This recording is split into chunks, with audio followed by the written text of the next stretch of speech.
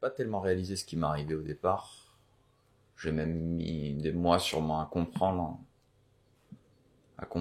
ce qui s'était réellement passé, parce que la question se pose pas. Pas pour nous en tout cas.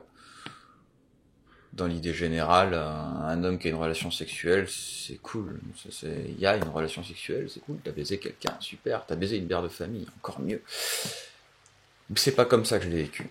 C'est pas comme ça que je l'ai vécu. J'ai appris quelques temps plus tard qu'elle avait aussi tenté de le faire avec mon petit frère, qui à l'époque avait 16 ans. Elle en avait 27, ce qui fait un drôle d'écart déjà. Et, euh, et elle a fait la même chose avec un autre ami à moi, mais lui il a pas vécu pareil. Lui il aura bien vécu, parce que c'était sa première relation sexuelle. J'ai mis des années à vraiment réaliser ce qui s'était passé. J'ai mis des années à comprendre aussi qu'un homme pouvait être violé. Euh, la première personne à qui j'en ai parlé était une fille sur internet qui m'a fait comprendre que si une relation non consentie est un viol, qui est pénétration ou pas, que si ça pouvait arriver aux hommes. Et ce jour-là, le mot était posé. Je m'appelle Romain et voilà, il y a une dizaine d'années, j'étais chez les compagnons et je discutais avec une fille sur internet que j'avais rencontrée via un forum sur lequel on discutait de manga. Je savais qu'elle devait se retrouver seule le jour de Noël et je lui avais proposé de descendre chez mes parents pour fêter Noël là-bas, qu'elle soit pas toute seule et qu'on passe finalement un bon moment. Je suis allé la chercher le 23 à la gare de Toulouse et la première chose qu'elle a faite quand elle m'a vu, c'était de me mettre ma main sur son cul, chose à laquelle j'ai pas trop su quoi faire, parce que c'était quelque chose d'assez inattendu. Jusqu'au lendemain, tout s'est bien passé. Jusqu'au repas, tout s'est bien passé. Euh, à l'époque, je faisais des crises de spasmophilie qui me paralysaient la totalité du corps, dû à un état émotionnel un peu variable et sûrement un état de fatigue assez avancé dû à mon travail. Et passé le repas de Noël, passé le repas de la veille de Noël, tout s'est bien passé jusqu'à ce qu'on aille dans ma chambre et que je fasse cette crise et qu'elle fasse ce qu'elle ait à faire sur moi. J'avais aucun contrôle sur mon corps, donc aucun contrôle sur ni mon érection, ni mon éjaculation. D'ailleurs, je pense même pas qu'elle-même puisse se dire que ce qu'elle a fait c'est du viol, puisqu'une fois de plus, c'est déjà pas concevable pour les gens. C'est pas ce qu'on nous apprend. On nous rabâche depuis qu'on est petit que c'est les hommes, les méchants, les hommes, les prédateurs. Et donc comment une femme peut concevoir que ce qu'elle fait c'est du viol? J'avais vu donc une vidéo sur internet d'un homme, d'un anglais si je me trompe pas, qui parlait du viol qu'il avait subi via sa prof, si je me trompe pas, et ça m'a donné envie d'en parler aussi. J'ai mis plus longtemps, peut-être encore, à en parler à ma chérie. Et encore plus récemment à mes parents. Parce que parce qu'on n'en parle pas. Parce que la société nous apprend que c'est nous les prédateurs. Et pas l'inverse. Alors qu'en finalité, ça marche dans les deux sens. Ma maman, je lui en ai parlé la semaine dernière quand je lui ai dit pourquoi je serais pas là pour mon anniversaire. Parce que j'avais un tournage sur ce que m'avait fait cette fille. Elle m'a dit qu'il nous en avait jamais parlé. Et j'en ai pas parlé à ton père parce que je savais pas si j'avais le droit de lui en parler. Donc j'espère qu'un jour elle verra ces images et puis qu'elle le sache. Hi, my name is Will, and I sincerely think that rape is hilarious. When it happens to dudes. It's horrible when it happens to women, but men getting raped is hilarity. And hey, I myself was violated by my grade 8 socials teacher. It was statutory, not real rape. I mean, I wanted it. I must have wanted it because I got an erection from her stimulating me and the fear. I wasn't happy. Sometimes, as a guy, if you want to fit in, you have to hide your pain, and humor is a great way of doing that, and that's why I sincerely think that rape is hilarious.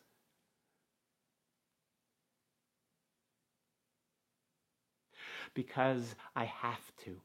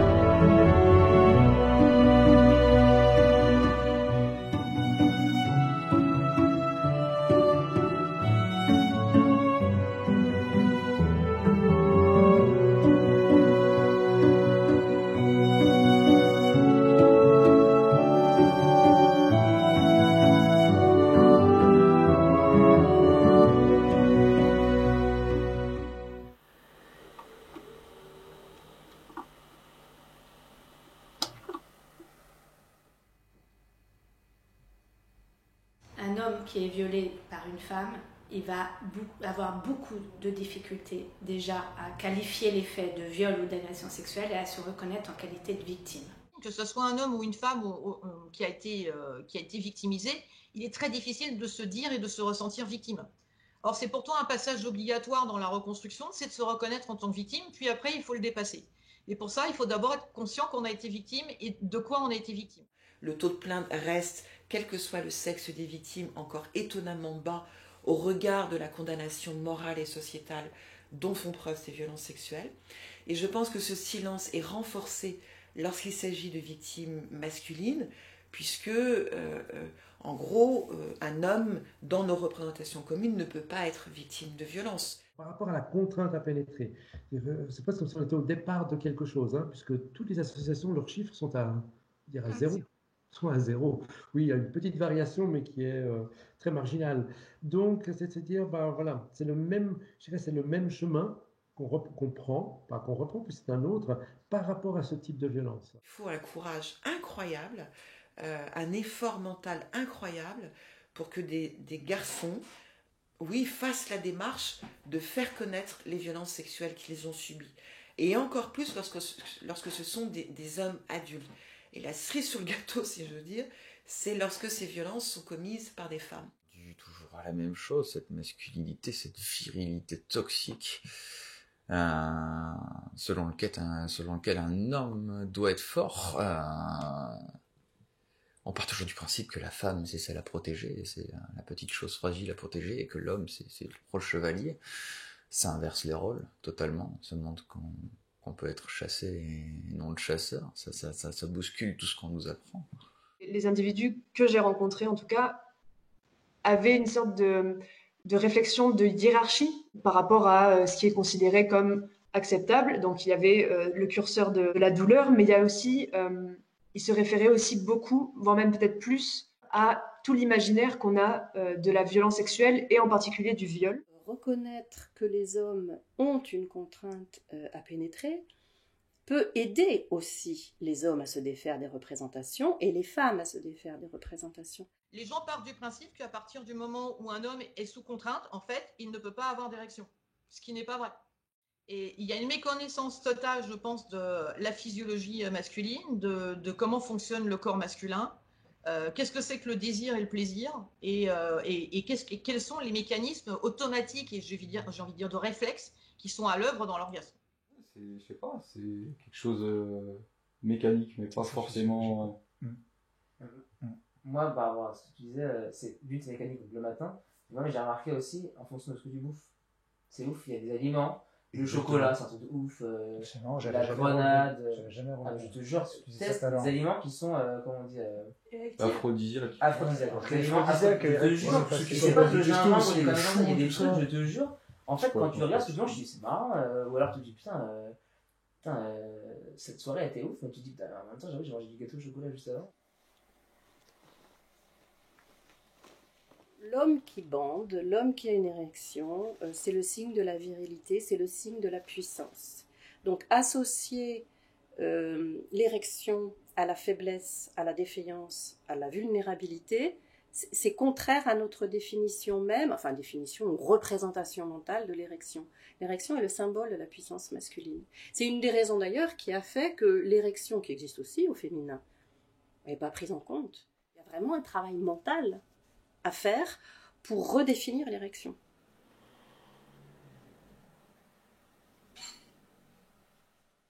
Et par contre, les femmes, c'était est-ce que moi j'ai pu être violentée? Et pareil, elles ne se mettaient pas du tout dans l'éventualité d'avoir elles-mêmes agressé quelqu'un ou outrepassé des limites ou violé quelqu'un. C'est toutes ces réflexions sur le consentement et notamment le consentement du côté masculin.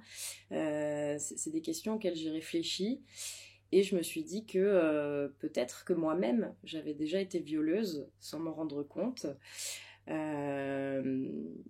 J'ai pas d'exemple précis qui me viennent en tête, mais effectivement il est possible qu'un jour dans ma vie j'ai pas respecté le consentement de mon partenaire. Parce que j'étais dans cette idée qui fait partie de l'imaginaire collectif que quand un homme a une érection, forcément, il a du désir. Pour la femme agresseur, je ne suis pas certaine qu'elle va l'identifier elle également comme un viol. Alors on pourrait même raisonner par analogie avec le viol conjugal qui finalement a été institué dans notre législation depuis très peu de temps, depuis la loi de 2010. Jusqu'alors, il y avait une présomption de consentement dans le couple. Il y avait le devoir conjugal qui faisait que une femme qui était victime de viol dans le couple, culturellement, elle ne pouvait pas concevoir qu'elle était réellement victime d'un viol, d'un crime. Donc il y a eu toute une évolution culturelle à l'égard du viol conjugal qui a amené à légiférer à ce sujet-là. On peut concevoir que par analogie pour les hommes, le viol devienne aussi admis culturellement et qu'il y ait un regard différent à leur attention. Considérer que la violence c'est l'apanage du masculin et que la souffrance c'est l'apanage du féminin, c'est un révélateur de cette impasse. Il ne s'agit pas de dénoncer une violence qui serait majoritaire, il s'agit de dire la violence, elle est émise par les deux sexes, je dirais même qu'elle est émise par tous les genres, puisqu'il y a surtout plein de genres qui accompagnent ces deux sexes, on va dire, et que tant qu'on ne reconnaîtra pas qu'il y a plein de formes finalement, et deux formes qui s'opposent, une qui serait plus masculine, une qui serait plus féminine, l'un étant plus reconnu que l'autre, on ne reconnaîtra pas non plus les souffrances qui en résultent. Les deux sont liés. À chaque fois qu'il y a eu des études qui sont parues sur les violences par les femmes, elles ont été fortement critiquées et remises en question, voire on nous dit systématiquement, et on me l'a dit, que c'est un épiphénomène, donc de toute façon ça ne compte pas. Le problème, c'est qu'à force de dire que c'est un épiphénomène, ça permet de fermer les yeux en fait sur la réalité des choses. On sait très bien qu'il y a un chiffre noir des violences, ça c'est absolument évident, mais le chiffre noir des violences commises par les femmes est absolument énorme. Le stéréotype de la femme violente ou de la femme auteur de crime, c'est une image qu'on met loin de nous. C'est une femme qui a des problèmes psychiatriques, ça peut pas être la femme comme les autres, la femme de tous les jours. Quand un homme il a envie et que la femme elle veut pas, si jamais je raconte ça et que je dis ouais je voulais et tout, j'ai insisté pour le faire, on va dire ah mais forceur. Bah bon, forceur, tu vois ce que je veux dire. Mais des femmes qui forcent, enfin moi ça arrivait trop de fois, enfin je veux dire, est-ce qu'elles seraient perçues comme des forceuses, comme des, tu vois? C'est marrant à dire, mais parce que moi j'avais défini comme un viol avant quand même que, enfin je le voyais comme, mais je n'osais peut-être pas en parler, mais je le voyais un peu comme ça. Mais c'était, pour moi c'était un viol écrit quand tout petit quoi. J'avais la vingtaine et j'étais avec une femme qui en avait une quarantaine et j'avais fait la connaissance d'une fille et j'avais voulu rompre avec cette femme de 40 ans. Et donc je suis allé la voir pour lui dire que je voulais arrêter la relation. Et je me rappelle, j'étais dans la voiture à ce moment-là, j'avais pas voulu monter, elle était descendue. Et elle s'est mis donc sur moi et c'était l'été. Je lui ai dit non, je veux pas, non, plusieurs fois.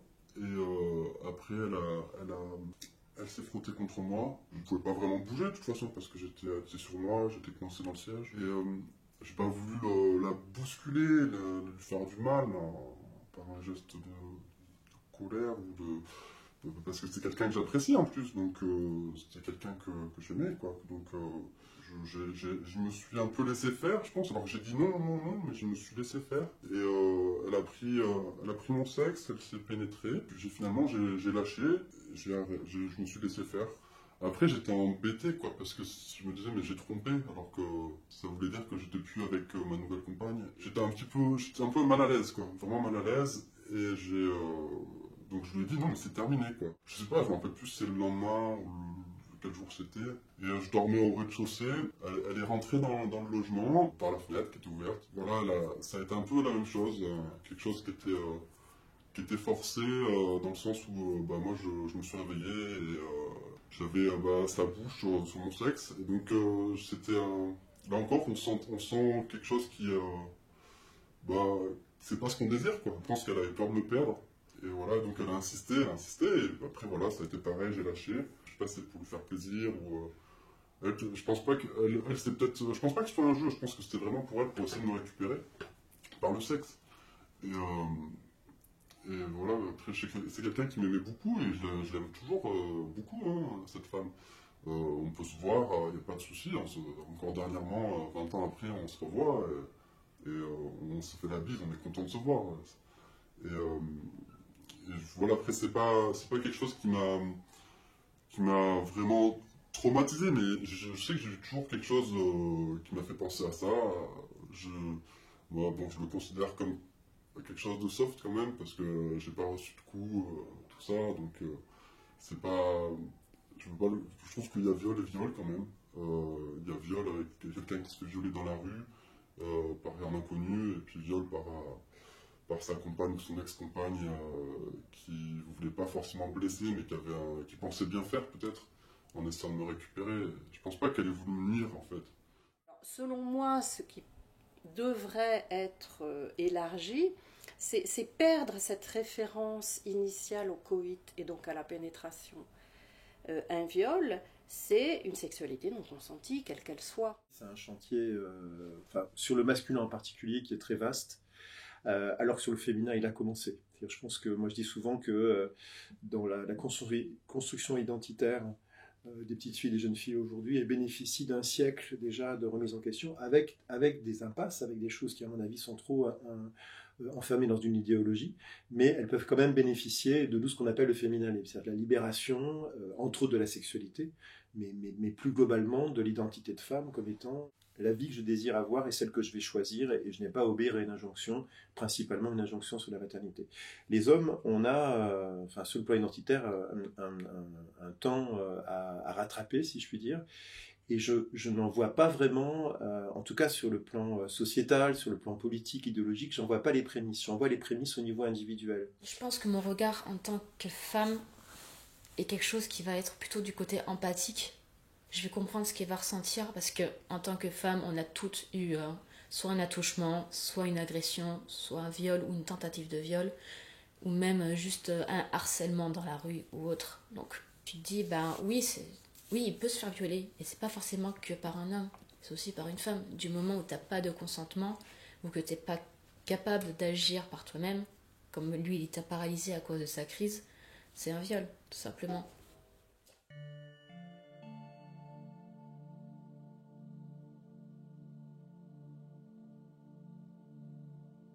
Et là, il y a 15 jours, j'ai eu une relation sexuelle avec ma compagne, et après avoir joui, j'ai voulu m'arrêter, et là, elle a insisté, je l'ai répété plusieurs fois, peut-être 6 fois, moi. Je dis arrête.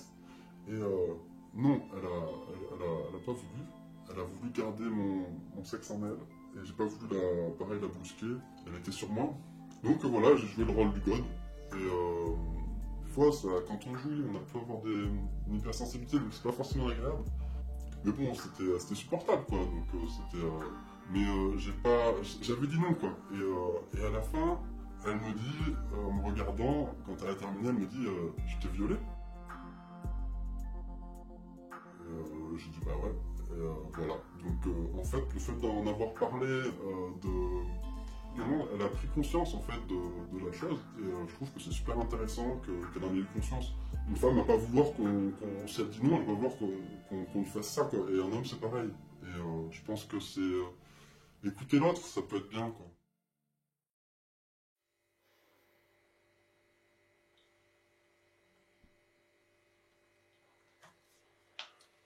La définition du viol a énormément évolué au cours du temps, puisqu'on est passé dans le droit canon et à l'époque moderne, prendre une femme qui n'était pas consentante, et l'offense était plus sur la famille, le clan, l'honneur d'une famille que sur une personne. Et finalement, c'est au XXe siècle que ça a été encore élargi avec le combat des féministes, avec la prise en compte des violences sur les enfants, et qui a donné lieu à la définition du Code pénal de 1980. La définition légale, c'est un acte de pénétration sexuelle, donc ça peut être aussi bien une fellation, une pénétration du sexe, donc digital avec les doigts, avec un objet, avec le sexe, sur un homme ou sur une femme depuis la nouvelle législation du mois d'août 2018, avec violence, contrainte, menace ou surprise.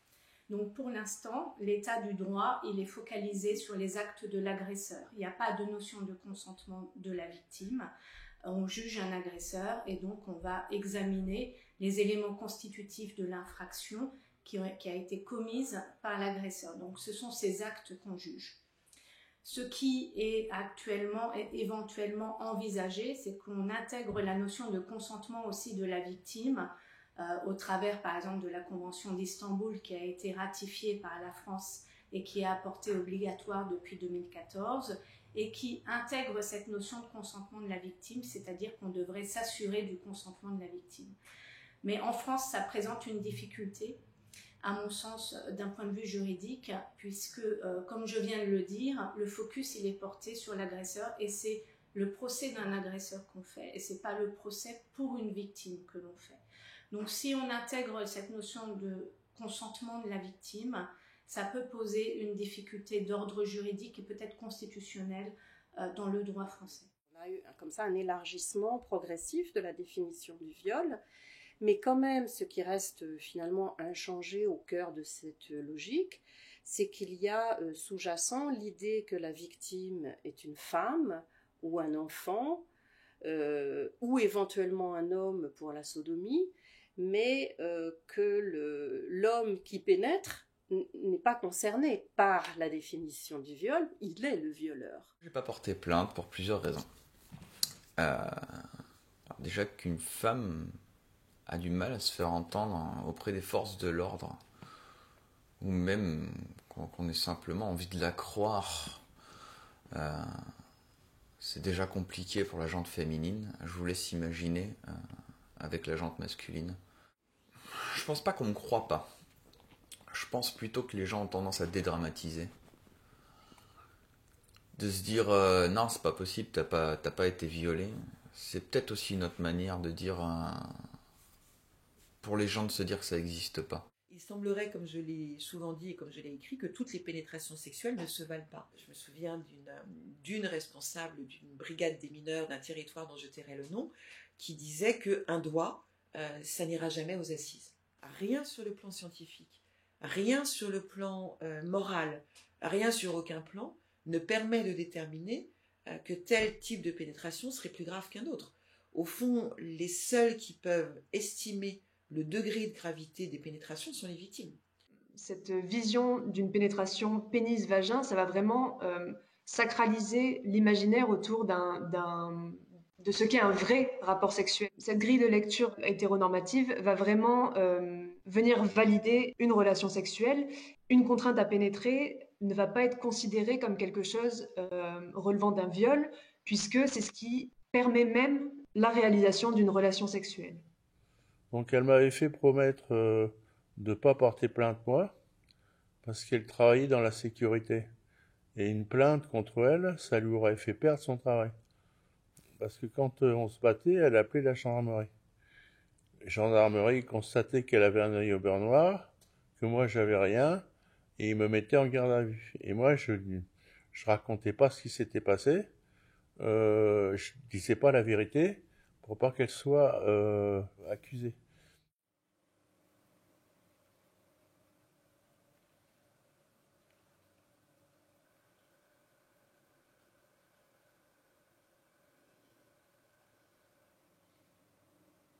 Alors, je suis resté 2 ans et demi avec mon ex-compagne dans le sud de la France. Donc, on avait chacun notre chambre, parce qu'elle préférait qu'on ait chambre séparée. Et dans un premier temps, elle m'a frappé, au bout de 2-3 jours, et elle m'a cassé un doigt. Puis, il y a aussi eu des violences sexuelles, où là, elle a fait des introductions avec ses doigts qui faisaient très mal. Et puis elle a aussi abusé d'un de mes amis en lui faisant une fellation pendant qu'il dormait. Alors cet ami n'a pas voulu porter plainte parce qu'il pensait qu'il allait se faire ridiculiser par ses connaissances, quelqu'un qui était connu. On était tous les trois. Moi, je regardais la télévision. Il y a mon ami qui dormait assoupi sur le canapé. Et puis, elle s'est mise à lui faire une fellation. Et moi, je m'en suis rendu compte après. Enfin, pendant, quoi. Et j'ai essayé de l'interrompre. Je lui ai mis une chiffre pour qu'elle interrompe. Elle a arrêté, mais elle a recontinué ensuite. Ensuite, mon ami s'est réveillé. Et puis il s'est fâché contre ma femme, quoi. Quand j'ai porté plainte contre ma femme, je n'ai parlé, moi, que des violences physiques et morales. J'ai pas parlé des violences administratives et j'ai pas parlé des violences sexuelles. Parce que je considérais que ce serait pas pris en compte, quoi. De manière générale, les violences sexuelles, en fait, c'est une matière pluridisciplinaire. Parce qu'elle touche au droit, au psychotrauma, donc psychiatrie, et à la sexualité. Les juristes, ils sont formés au droit. On n'est pas formé au psychotrauma, on peut se former, moi je me suis formée, donc il y a des formations, mais il faut le faire, c'est volontaire. On n'est pas formé non plus à la sexualité. Donc on va requérir dans le domaine judiciaire lors des procédures, mais il faut déjà qu'une procédure soit enclenchée, on va requérir l'expertise d'un expert sexologue ou d'un expert psychiatre pour être éclairé à ce sujet-là. Je pense que c'est un problème d'éducation à la sexualité, déjà tout simplement. Il y a quelques jours d'ailleurs, j'ai retrouvé sur Twitter, je suis sur Twitter et j'ai retrouvé le témoignage d'un jeune homme qui disait qu'il avait été violé par une femme. Et il y avait 110 commentaires en dessous que j'ai lus et c'était partagé entre oh ouais, comment une femme peut violer un homme et il va falloir que tu nous expliques parce qu'on ne voit pas comment c'est possible. De toute façon, on s'en fout parce qu'il n'y a pas les femmes violentes, il y en a très peu, donc voilà. Et puis principalement, c'est waouh, ça doit être génial, c'est une sacrée expérience. Et là, je tombe des nues quand même, enfin je tombe plus trop des nues parce que je commence à avoir l'habitude, parce que c'est vraiment la répartition assez classique des commentaires. Il y a vraiment toujours cette idée que se faire violer par une femme, c'est pas un viol, ça doit être super, parce que c'est un espèce de fantasme. Mais le viol, dans la réalité, c'est plus un fantasme.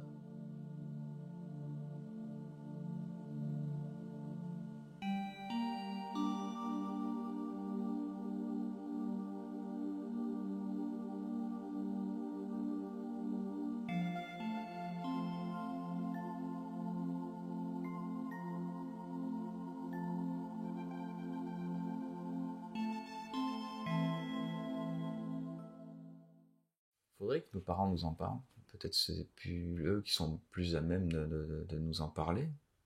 Peut-être l'amener différemment. On parle pas de parler à ses parents de sexe dur, mais de parler de consentement, de parler de comment ça se passe. Ce que vous faites dans votre lit, après vous n'êtes pas obligé d'en parler avec vos parents. Or, l'éducation à l'époque, ça se faisait pas comme ça. On n'avait pas accès au porno comme on a accès aujourd'hui non plus, parce qu'à l'époque, il fallait soit avoir un grand frère qui allait acheter des magazines, soit vous écoutiez les récits des copains qui, soi-disant, avaient eu des relations sexuelles, qui, je pense, plutôt à l'époque étaient ce que leur grand frère leur avait raconté. Le passage où, en fait, tu apprends à te masturber. Vraiment, on parlait de ça, je pense que c'est ça, hein, quand t'es ado, clairement. C'est pas évident, parce que tes potes, au début c'est tes potes, tu vois, tu joues aux billes, et tu passes au cap, tu fais, ah oui, c'est autre chose, tu vois. Moi, pendant très longtemps, moi, mes parents, enfin, j'ai pas de frère et de soeur, donc je parlais pas de ça, pas de cousin, c'est un peu, voilà, je parlais pas de ça, mes potes non plus. Et en fait, c'est clair, à l'époque, encore plus que maintenant, mais il y avait les radios libres, quoi. Enfin, je sais pas, moi, ma sexualité, je l'ai appris comme ça. Moi, 14 ans, être un homme, je sais pas ce que c'est, la femme, je sais juste que, la jeune fille qui avait 17 ans, qui était plus vieux que moi, qui était en face de moi, je sais juste que elle me faisait dresser l'appareil reproducteur, c'est tout ce que je comprenais, quoi, et que j'étais comme ça, mais je n'osais rien faire parce que je savais pas ce qu'il fallait faire. Donc voilà, et la fille, on sort du cinéma et elle me dit, j'ai envie. Je lui dis quoi, d'aller au McDo? Et c'est en l'occurrence ma femme qui m'a appris ce que c'était que faire l'amour, donc voilà. Ça, c'est encore un truc qu'on dit pas assez. Parce que je pense que souvent les femmes se connaissent mieux sexuellement que les hommes. C'est sûr. Oui. Et pourquoi ça? Je pense que vous avez plus l'occasion d'avoir des expériences que les hommes, contrairement à ce qu'on croit.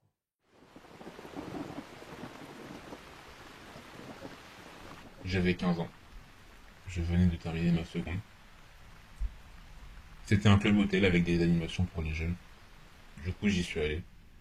Le premier jour, parmi ces filles, il y avait une blonde aux yeux bleus. Elle parlait quasiment jamais. Sauf à moi, bizarrement. À force de traîner avec ce groupe, on s'est rapprochés. Et à une soirée où tout le monde avait un peu vu, on avait fait une partie d'action ou vérité. Tout se passait bien jusqu'aux alentours de 1h du matin, où il ne restait plus que nous deux. C'était à moi, je lui demande action ou vérité, et elle me répond action. Et pour blaguer, je lui ai dit de me sucer. À ma surprise, elle a commencé à se mettre à quatre pattes, et à me déboutonner le jean. Je l'arrête, et je lui ai dit que je ne voulais pas, que c'était une blague, et qu'elle devait arrêter. Elle m'a demandé si j'étais puceau. Je lui ai dit que oui. Et elle m'a dit, laisse-toi faire. J'étais tétanisé. Je ne savais plus quoi faire. Je me voyais en troisième personne, comme dans les jeux vidéo, sans pouvoir interférer avec mon corps. Je l'ai vu se déshabiller, me déshabiller, puis monter sur moi. Après ça, plus aucun souvenir. Ça s'est arrêté quand son père lui a envoyé un message pour lui dire de rentrer. C'est seulement 1 an après avoir raconté tous les faits en détail à une amie, qu'elle a assimilé ça à un viol. Avant cela, je lui disais juste que ces émotions que j'ai ressenties, c'était dû au fait d'avoir fait ma première fois. Comment le consentement s'apprend? Comment le consentement se transmet? Est-ce que vraiment on le transmet? Et moi, j'ai fait le choix d'étudier le consentement sexuel comme étant réellement une pratique dans la sexualité. Et on se rend compte qu'il y a un manque d'outils.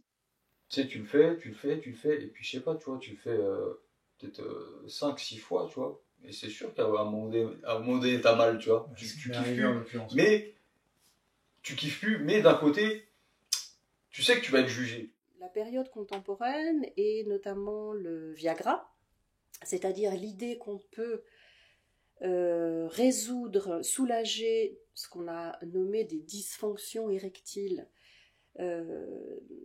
avec la chimie tout simplement, ça c'est quelque chose qui change un peu la donne et qui finalement gomme l'aspect psychologique, intellectuel, mental du désir masculin. Ça devient une affaire de tuyauterie en réalité, ça devient une affaire de... Ça doit fonctionner tout seul. Il y a une espèce de paradoxe par rapport à ça. On a l'impression qu'on en parle aujourd'hui facilement, que c'est sur toutes les vitrines, dans tous les news. Il y a plein d'émissions, et Youpla Hoop. Et puis autour de la tasse de thé, on en parle tranquillement. C'est pas vrai. Je pense que ça reste des sujets sensibles, des sujets moins tabous, mais des sujets délicats. La question du désir, la question du plaisir, la question du je t'aime, la question... Comment on le dit, au fond? Et là, j'ai l'impression que c'est pas gagné du tout, quoi. Alors, les langages juvéniles, après, inventent des choses, mais je trouve que c'est une excellente piste. Comment on dit « je te veux » aujourd'hui? Comment on parle la sexualité les relations sexuelles sous leur angle le plus, je sais pas moi, pacifique ou comment on dit les mots du désir? C'était une fille que je voyais régulièrement. On n'était pas ensemble, mais c'était pas juste un plan de cul, c'était voilà, amis, amants depuis un bon moment. Et j'ai pu en reparler avec elle après. Et pour elle, elle était vraiment dans le déni. Elle-même, elle a utilisé ces mots. Toi, t'as pas envie, mais ton corps a envie. Et on arrivait vers déjà la fin de la relation en soi, sans même que vraiment que je me l'avoue moi-même et elle non plus. Et c'était, il y a eu des fois déjà avant où je me suis forcé à coucher avec elle parce qu'elle en avait envie, moi pas spécialement. Et des fois, ça se passait bien et au fur et à mesure, ça se passait mal. C'est que moi, j'avais plus vraiment de sensations et de. En tout cas, j'avais beau faire l'étoile de mer littéralement, elle, ça la gênait pas. Donc bon, je me rendais compte qu'en termes d'empathie, il y avait quelque chose qui déraillait.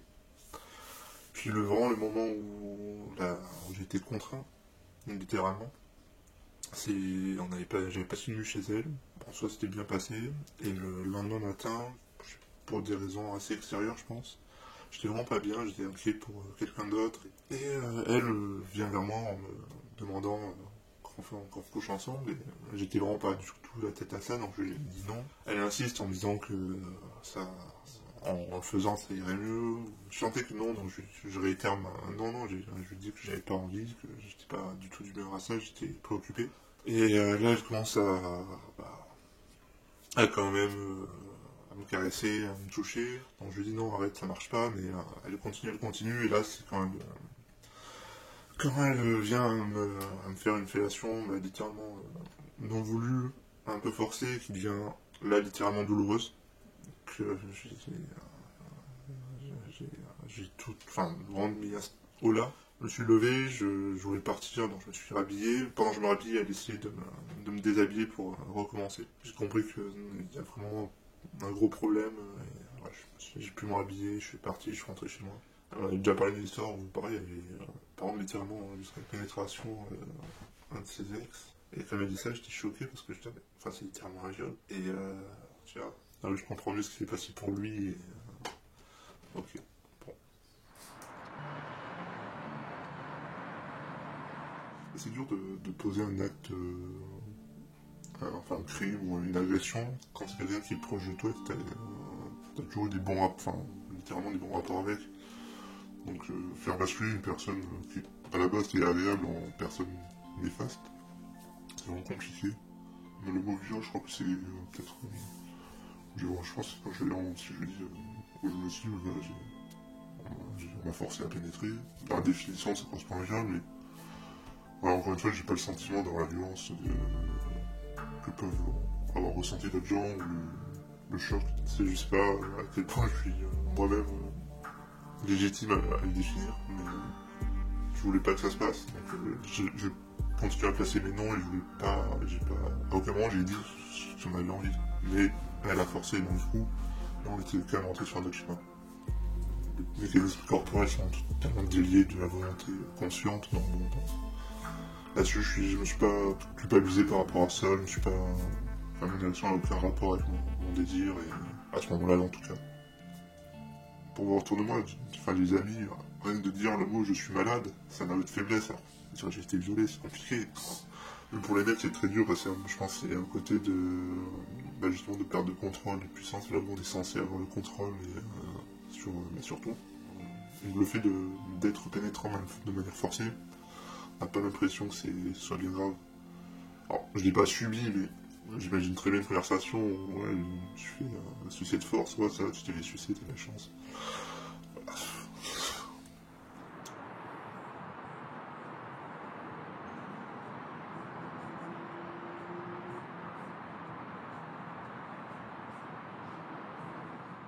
Et j'ai été voir une association qui dépendait de la justice à Toulon.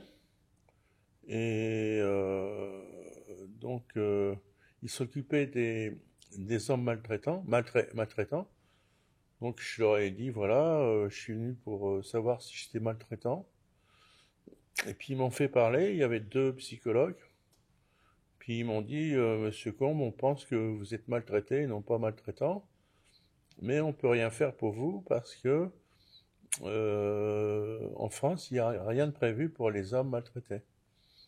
Donc ce qu'on vous conseille, c'est de fuir, mais on peut juste vous conseiller que de fuir. L'association, je l'ai créée un petit peu par hasard parce que j'ai, dans ma pratique professionnelle, rencontré la même année, pratiquement à quelques mois d'intervalle, 2 hommes victimes de violences conjugales. Ils ont eu beaucoup de mal au départ de me dire qu'ils étaient violentés par leur compagne. Et donc j'ai cherché une association en me disant, mais est-ce qu'il existe une association pour les hommes victimes de violences conjugales? Eh ben non. En un mois, c'est monté en flèche, on a été complètement débordé par le système, on ne s'y attendait pas du tout. Et énormément d'hommes qui étaient victimes, bien sûr, de violences psychologiques, physiques, verbales, financières, enfin religieuses, mais aussi de violences sexuelles par leurs femmes, avec des pénétrations contraintes, parfois, pour simplement avoir le droit de manger, le droit d'aller dormir, ou pour ne pas se faire frapper, tout simplement. En fait, c'est plus posé comme une contrainte, avec une obligation de satisfaire des besoins ou une envie, avec une volonté de domination, en fait. Et en plus, ensuite, se plaignant que l'homme n'était peut-être pas suffisamment performant, ou n'était pas à l'aise, ou n'était pas assez gentil, ou quoi que ce soit, alors qu'on était dans le cas d'un viol. Faire se développer une association, c'est très difficile. Surtout quand un sujet est tabou comme le nôtre. C'est-à-dire qu'ils vont nous dire, on est prêt à vous donner de l'argent, mais est-ce que vous avez une association représentative? Mais ils font rien pour nous aider. Pendant quelques années, j'ai quasiment plus fait que ça. Je m'occupais de l'association, je répondais aussi au téléphone. Et en effet, on a été, du coup, très vite par le bouche à oreille. Le nom de l'association a été distribué par les assistantes sociales, par les médecins, qui donnaient le numéro de téléphone et on était contactés. Et du coup, on a pu faire des mini-interventions, soit dans les commissariats, à la demande d'intervenants ou même d'associations, voire du commissaire, dans les commissariats pour former sur les hommes victimes de violences conjugales. J'avais environ 1500 appels par an, ce qui faisait en moyenne 5 appels par jour. Alors ça pouvait tomber à n'importe quelle heure, c'était assez fatigant. Et puis j'ai fini il y a 6 mois par recruter des bénévoles parmi les étudiants qui me contactent. Depuis 2016, on va dire on suit à peu près entre 150 et 200 nouvelles situations par année. Ce qui veut dire que ça fait entre 2 et 3 hommes par semaine. Mais nous avons des appels, je dirais, de toute la France. Et alors, donc, c'est suivi. Alors, soit c'est des contacts, on donne des informations, on essaie de les accompagner en disant, voilà, qu'est-ce qui serait l'équivalent chez vous? Même s'il n'y a pas d'équivalent, mais un service qui serait, ou une personne qui serait, en tout cas, ouverte à entendre ce type de difficultés. Aujourd'hui, c'est-à-dire aujourd'hui, c'est fin 2019, avec mon collègue qui travaille aussi, donc lui, il est franco-suisse aussi, mais il travaille en France, de l'autre côté de la frontière, et nous avons le projet d'ouvrir une antenne qui s'appellerait Pharos 74. L'aide aux victimes, bonjour. Oui.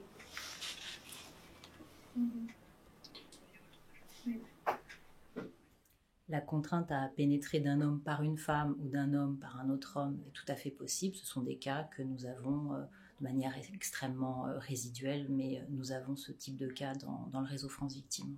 Dans l'ensemble de notre réseau, on a environ 12 000 viols, 12 000 personnes qui déclarent des viols en 2019. Et parmi ces personnes-là, 12% étaient des hommes. Mais aller dans ce degré de détail d'un point de vue statistique, c'est absolument impossible puisque les items n'y seraient pas.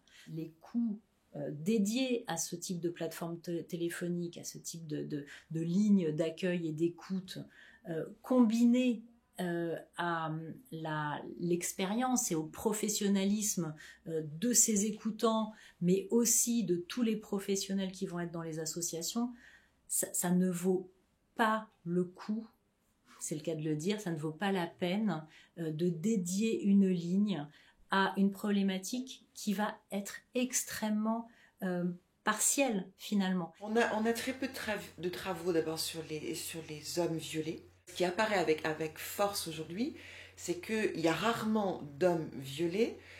Ce sont lorsque les hommes portent plainte pour des violences sexuelles qu'ils ont subies, c'est la plupart du temps des violences sexuelles qu'ils ont subies quand ils étaient enfants ou adolescents.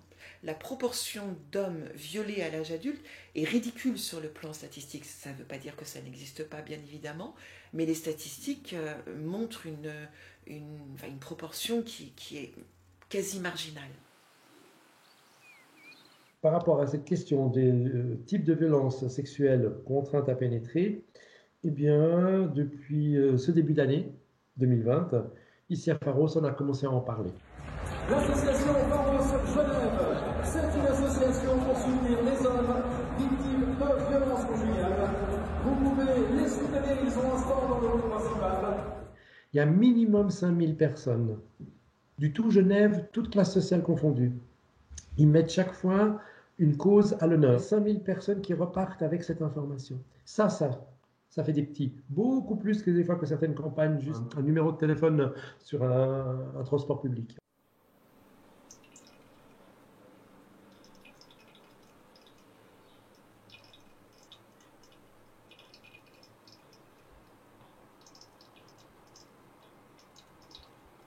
Pensez-vous qu'un homme puisse être violé par le fait d'une contrainte à pénétrer? Est-ce qu'un homme peut être contraint à pénétration si du coup il y a une érection?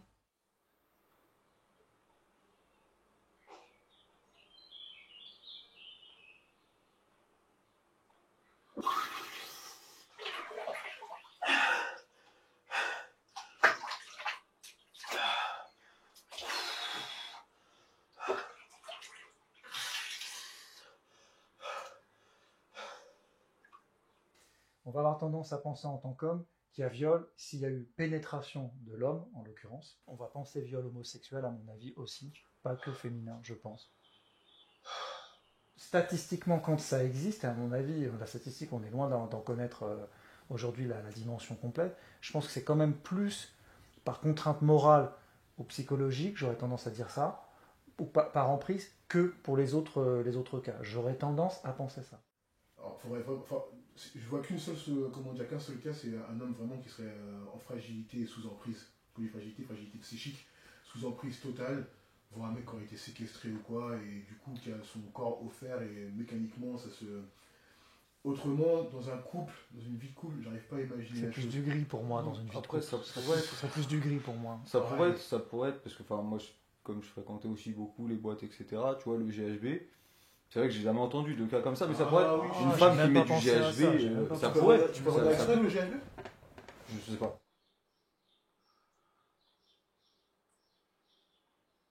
On dit toujours qu'il faut croire la victime. Et pourquoi ça marche pour les filles dans ce cas-là?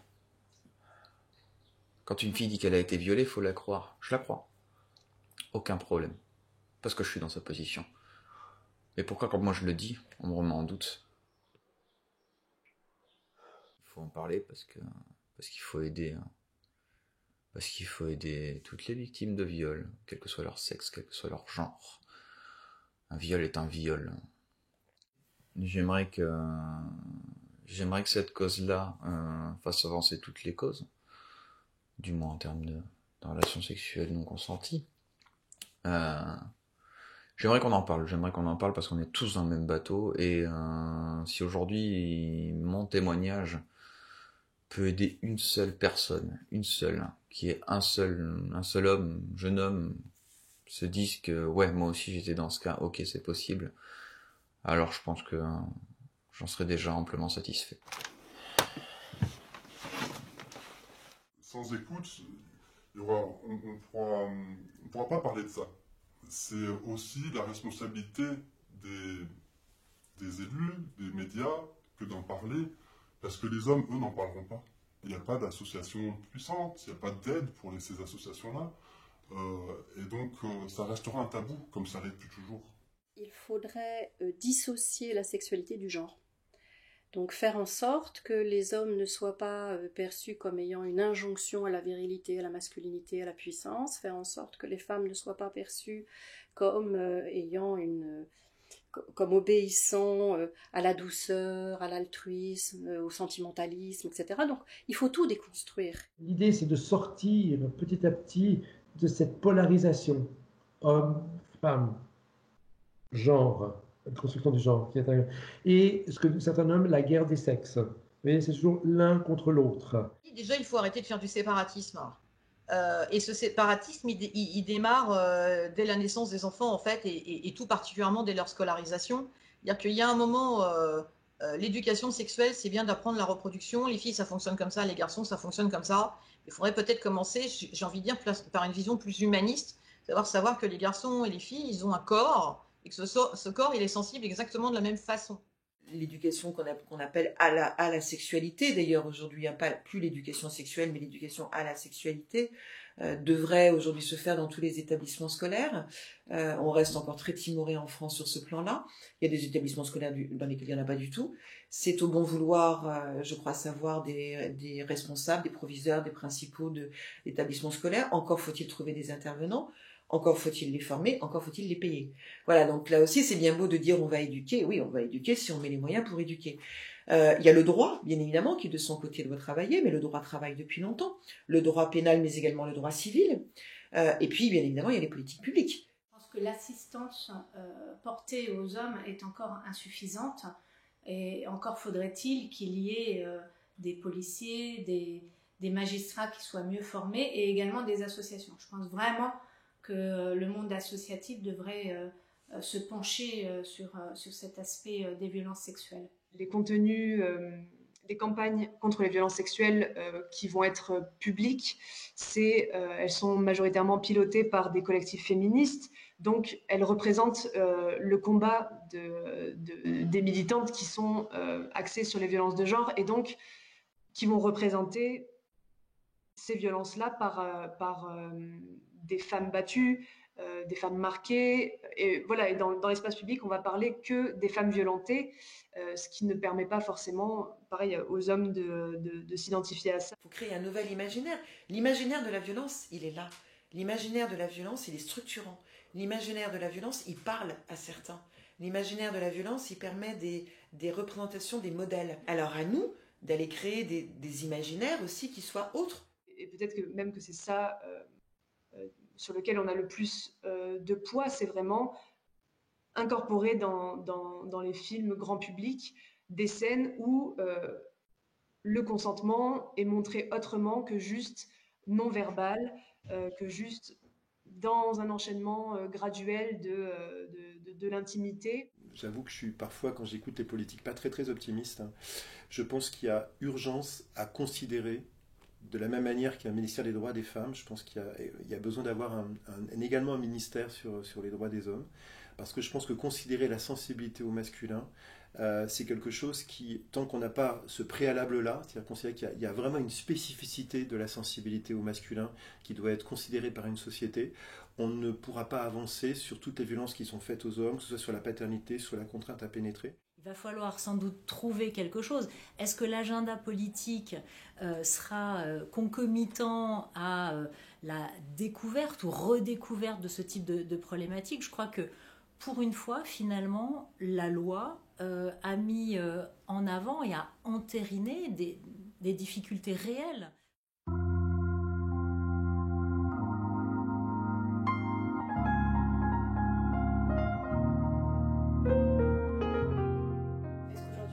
Chose que tu aimerais qu'elle sache au moins? J'aimerais qu'elle le sache, j'aimerais qu'elle se remette en question. J'aimerais qu'elle puisse se dire que ce qu'elle a fait est mal, et que si elle est amenée à le refaire, qu'elle se pose les bonnes questions. Justement, que ça lui serve de leçon, que ça l'éduque, en un sens. C'est pas moi le problème. Je suis quelqu'un comme tout le monde finalement, donc je peux en parler à n'importe qui ouvertement, aux plus bourrus d'entre nous aussi, qui vont avoir du mal à le comprendre, et pour beaucoup le viol est pas possible. Il y a 1000 manières d'avoir des relations sexuelles non consenties, et là eux-mêmes se mettent à réaliser que si ils pourraient peut-être un jour se retrouver dans une situation qu'eux n'imaginent pas aujourd'hui. Je considère pas ça ni comme une perte de puissance, ni comme une perte de contrôle. Pas plus que si demain je me faisais voler mon portable dans la rue. On m'a volé autre chose. J'aimerais que cette expérience serve à avancer. Je voudrais autant essayer de rebondir dessus pour essayer de faire quelque chose de bien, essayer d'aller de l'avant.